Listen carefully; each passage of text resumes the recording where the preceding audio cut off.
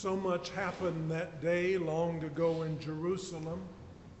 That Thursday, the one we call Maundy Thursday, included preparation for the Passover, the Last Supper with Jesus washing his disciples' feet, Jesus' words of assurance to his disciple, the agony of prayer in Gethsemane, his rest in a trial before Jewish authorities, and Peter's denial. We read much of this story last night, and we heard the last parts tonight. There are two passages I want us to consider as we come to this time of Holy Communion. Both passages were recorded by John. Jesus got up from the table, took off his outer robe and tied a towel around himself. Then he poured water into a basin and began to wash the disciples' feet and to wipe them with the towel that was tied around him. In the second passage, "This is my commandment, that you love one another as I have loved you. No one has greater love than this, to lay down one's life for one's friends. You are my friends if you do what I command you. I do not call you servants any longer, because the servant does not know what the master is doing, but I have called you friends, because I have made known to you everything I have heard from my Father." All these words were recorded by John, Jesus' words from the upper room with his disciples. This was the most vulnerable time for Jesus because he knew what was coming next for him and his disciples. As Maundy Thursday services end in churches around the world this night, altar guilds or designated representatives come forward and carefully and lovingly remove crosses, candles, and the paraments from the front of the church. They strip the altar bare to the stone or to the wood, and the congregation files out in silence. They prepare the church for Good Friday, the most solemn day of the church year. Now, as Moravians, we're less formal, but our ushers will come in and strip away these paraments you see, and we will find the pulpit and the lectern bare tomorrow as we come for Good Friday services.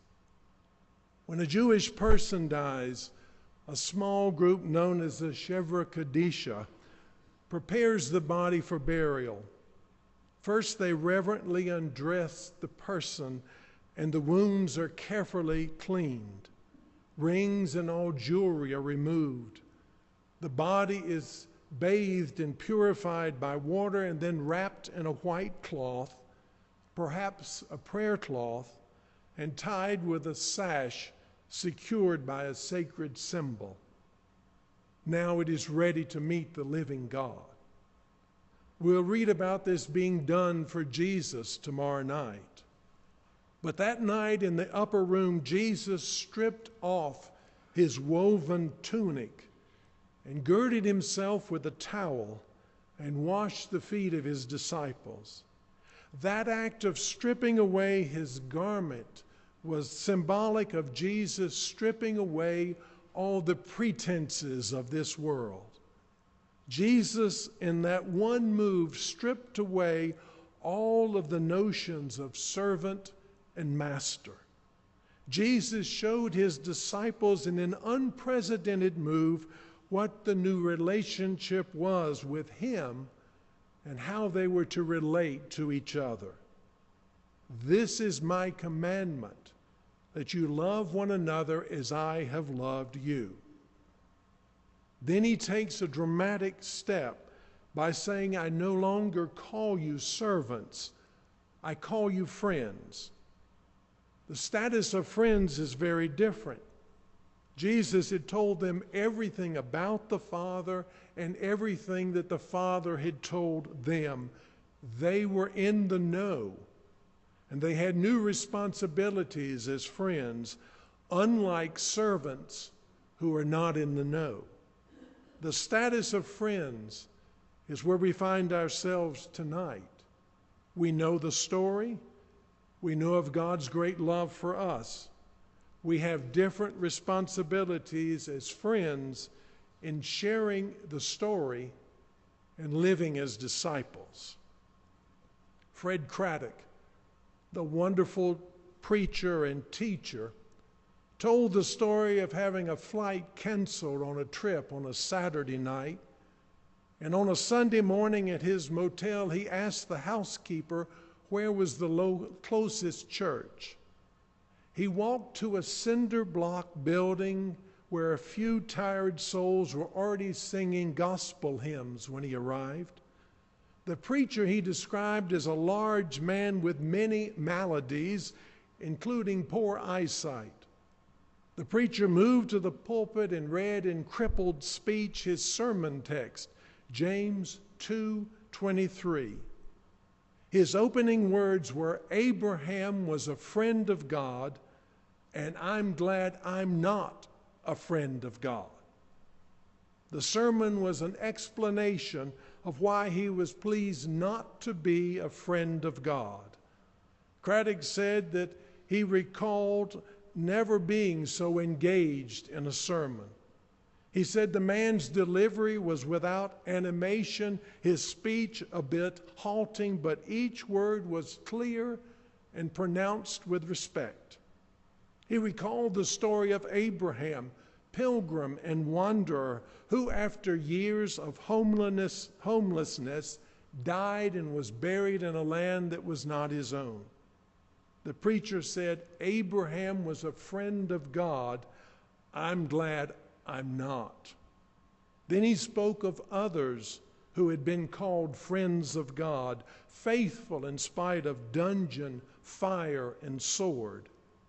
He concluded with the story of Teresa of Avila, remembered by the church as a friend of God. He recalled her begging in public to raise funds for an orphanage, and after a series of setbacks, flood, storm, and fire, repeatedly destroying the orphanage, Teresa, in her evening prayers to God, said, "So this is how you treat your friends. No wonder you have so few." The sermon in that small cinder block church ended with this advice from the pastor: if you find yourself being drawn into the inner circle of friends of God, blessed are you, but pray for the strength to bear the burden of it. We're invited to this table as friends of God. We were specifically invited here by Jesus to come and remember who we are, to remember what he did for us as a friend. Blessed are you if you are a friend of God. And yes, pray for strength to bear the burden of that friendship. Amen.